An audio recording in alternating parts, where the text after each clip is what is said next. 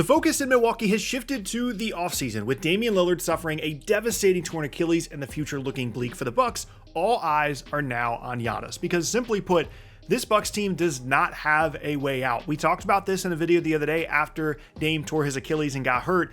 There's no realistic way to go into a meeting right now with Giannis and convince him that he will have a real chance to win a title in Milwaukee, at least for all of next season and probably beyond. Because even before the Damian Lillard injury, this was a team that was trending down, a team that really only existed in the semi-contender kind of sphere within the Eastern Conference because of the greatness of Giannis. It didn't have all that much to do with the team they built around him. The Dame thing really wasn't working all that well. They dumped Chris Middleton in the middle of the year to add Kyle Kuzma. There wasn't really a positive spin on the Milwaukee situation in the first place. And then you add in the fact that Damian Lillard is going to be gone for all of next season with a torn Achilles. And when he does come back, he's going to be 36, 37 as a guard trying to recover from an Achilles tear, making a ton of money. There's no way you can convince Giannis that this is a situation that gives him a great chance to win a title, not just next year, but moving forward into the future either. No picks, no young guys, no real chance at contention, which means that we might actually get the offseason of the Giannis trade rumors and trade request. We always talk about this every offseason when we're talking about, oh, maybe Miami's involved, maybe Dallas is involved, all these different things. Now it's actually real. So the question is, where will he go? And what will the trades look like? Well, there's a couple of teams, of course, that are going to come up in the beginning of this discussion. People are going to talk about the Lakers, for example, because it's LeBron and it's Luka, and then you add Giannis to that, and it's unbelievable. When you look at their assets, it's just unrealistic to expect the Lakers to find enough salaries to put together to bring Giannis in this offseason, to find enough assets to make Milwaukee interested. Even if he did request a trade, obviously he would most likely be interested in playing for the Lakers and playing in LA. That's not in question. But it's going to take a lot, and it's going to take a team that has real legitimate assets to send back in exchange, and the Lakers simply don't have that. Similar situation for the Clippers, a team that I've seen thrown around a bunch. Their situation is a little bit more flexible than the Lakers, but they don't really have a ton of future assets or young guys either. So that situation, again, is unlikely despite the obvious appeal of playing in LA. And then you have some other teams that probably don't have enough assets. A team like the New York Knicks continues to come up because, again, wanting to play in New York, they're always going to be at least mentioned in these free agency and big trade destination situations, but they just don't have the assets. Like, they could do Karl Anthony Towns and a little bit of extra stuff, but that's just not enough to get Milwaukee interested when there's other teams around the league that they could find that would be willing to give up a ton in exchange for Giannis. He doesn't have full control over the situation. He's not going to be able to dictate exactly where he wants to go, to the point that the Bucks would take this small of a return in exchange for Giannis. So the Knicks are most likely out, unless, as we're going to talk about later, they're really motivated to take a trade package that keeps them semi-competitive in the short term, in which case Karl Anthony Towns would certainly help them do that, but I think it's unlikely. Another team that would be thrown out kind of in that same category would be the Miami Heat. They don't have a ton of great long-term assets, but if you just want to be kind of okay in the meantime, the Heat could call and offer, frankly, a terrible trade package. But again, in a scenario in which Milwaukee's trading away Giannis, they're not trading him away for this. So now that we've gotten to all of the teams that probably aren't going to get Giannis, what about the real legitimate contenders to trade for Giannis Antetokounmpo this offseason? Really quickly though, I want to thank the sponsor of today's video, SeatGeek. And of course, we're talking about SeatGeek because of the NBA playoffs that are going on right now. For me personally, in the Orlando area, this is 2 straight years now of having the opportunity to go to playoff games. It's awesome. I went to Game 3 last year. I always have a great time, and SeatGeek is a great place to take a look. So for example, if you want to look at some of those NBA playoff games, you can see exactly where the best seats are. You can see that value score as well, which makes SeatGeek super easy to find the best values on tickets. But they also have a ton of other events as well. Being in the Orlando area, there's all kinds of stuff going on. There's soccer games, there's concerts, there's musical stuff, and all of it is on SeatGeek. So let's say I want to go to one of these NBA playoff games, right? Each ticket is rated on a scale of 1 to 10, so you know exactly where the best values are, and each ticket is backed by their buyer guarantee. So as the playoffs unfold, if I feel like I'm really excited about going to one of the games, a huge game, Game 7, whatever the case may be, I just go on SeatGeek and I find where the best values are. And as I mentioned, you can see it just on screen here. It's not just sports stuff. They have so many different options. Check out what SeatGeek has available in your area, because it truly is the best place to get your tickets for your live events. So if you take a look on there and there's something that you like, or if you're just excited about an event coming up, I have an offer for you. Right now, you can use code LOGICALLY10 to get 10% off your next pair of tickets at SeatGeek. Again, that is promo code LOGICALLY10 for 10% off any tickets on SeatGeek. Make sure to click the link in the description to download the app onto your phone so you can have the code to use later automatically added to your account as well. And thank you again to SeatGeek for sponsoring this video. Okay, let's talk about the top actual trade contenders for Giannis this offseason. First and foremost,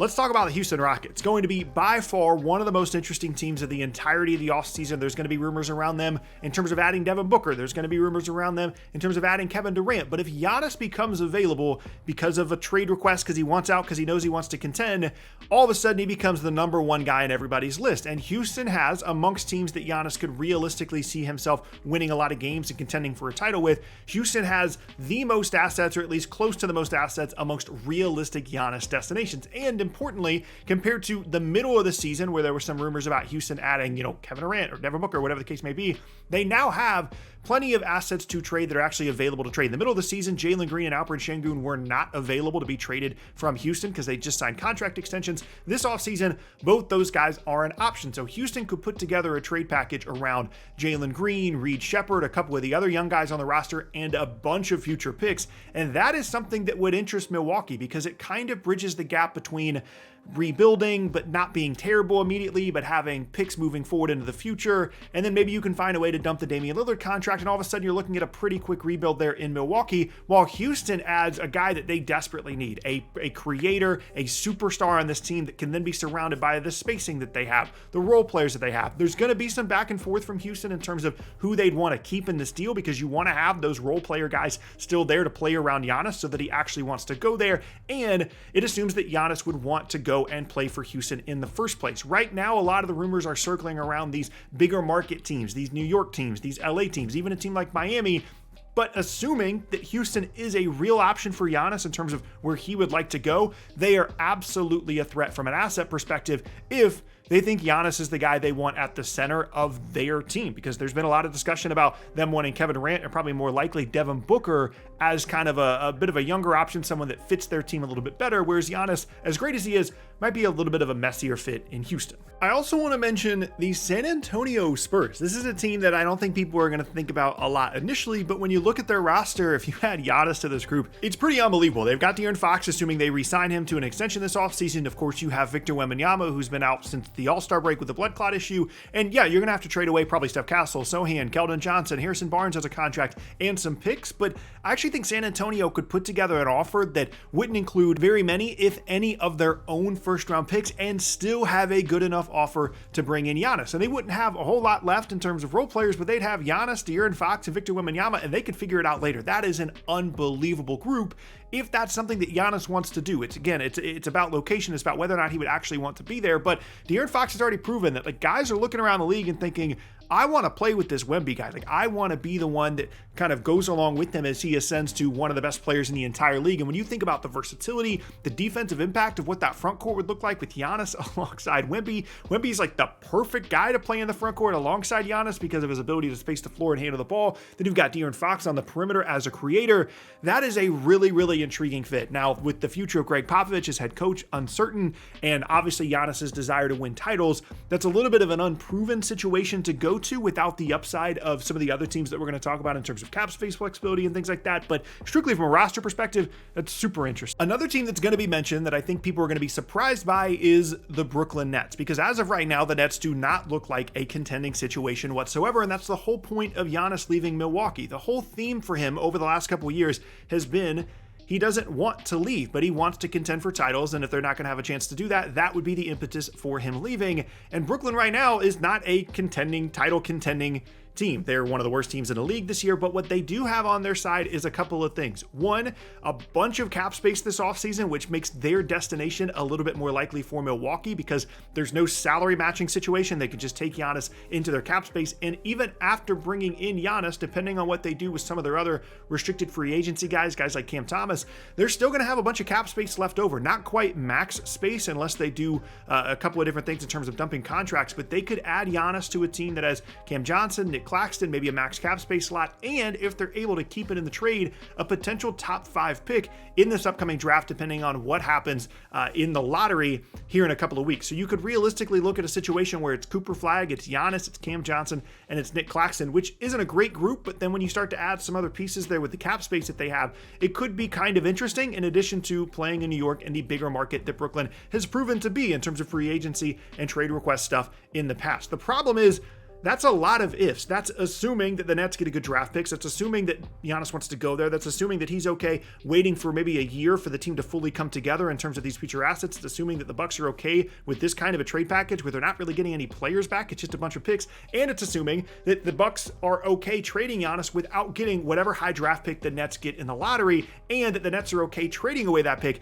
in that scenario. So it does seem pretty unlikely that the Nets would actually end up with Giannis this offseason, but I do think that they need to be mentioned given their overall assets and salary cap structure, and a couple of decent role guys that I think would appeal to someone like Giannis in terms of trying to build a contending team and having a couple of good role players to start with. Now, the other team to mention here that I personally think is unlikely but is going to continue to come up is the Oklahoma City Thunder. As of the recording of this video, we do not know how the Thunder have done in the postseason. It's possible that they didn't do as well as they wanted to and they were disappointing. It's also possible that you're watching this and the Thunder have just won the NBA title, which obviously changes a bunch of things in terms of their overall interest in adding Giannis. If they wanted to, the Thunder are certainly able to bring in someone of Giannis's caliber from an asset perspective. They still have a bunch of future picks. They got a lot of really good young guys. However, in every scenario, at least in my opinion, they'd have to give up at least one of Jalen Williams or Chet Holmgren to bring in Giannis. That's just how the salaries would have to work. That's how the asset exchange would have to work. If the Bucks are trading Giannis to OKC, they want one of those guys in the deal. That's just the bottom line. They know how many assets OKC has, and they want one of those guys. And I'm not saying that OKC would say no to trading away Chet or Jalen Williams in a Giannis trade. I'm simply saying they would think about it and potentially say no because of how well their team works together, because of how well they've built this team. And it just hasn't been the model of Sam Presti over the last handful of seasons to throw this huge wrench into the plans that they've been building for years. It's clear that they have an amazing team with SGA, Jalen Williams, Chet, and all of their depth. And adding Giannis into that at 30, almost 31 years old, giving up a bunch of assets in order to add him doesn't necessarily make sense with their long-term vision. Now, a quick exit in the playoffs and potential disappointment of the playoffs can obviously change that in a heartbeat to where all of a sudden they're thinking, okay, we need to try and win a title here. We need to go ahead and make some moves to make that a realistic goal. And then all of a sudden things change. If that was to be the case, I would say that OKC would be a real threat to add Giannis, assuming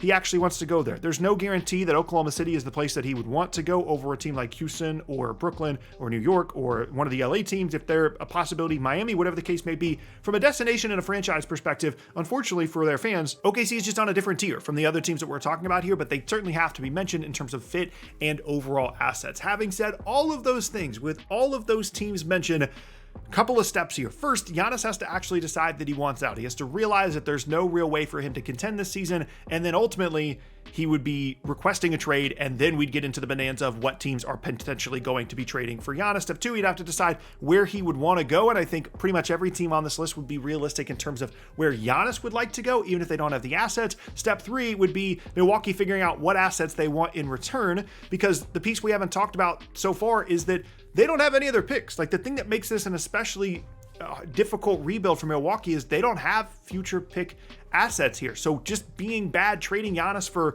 like the Nets package, for example, for a bunch of picks doesn't really help them, because then they're just going to be bad next year and then they're going to give away the pick. So the benefit of being bad and tanking, which is getting a high draft pick, isn't then there for Milwaukee. So those are the four steps that we have to figure out. And frankly, that's a lot of stuff to figure out, for Giannis to figure out, for the Bucks to figure out. But I do think it's a real thing. I think the Giannis decision is here. I think it's as likely as it's ever been that Giannis is going to request a trade from the Milwaukee Bucks. And once that happens, everything's going to change in the NBA.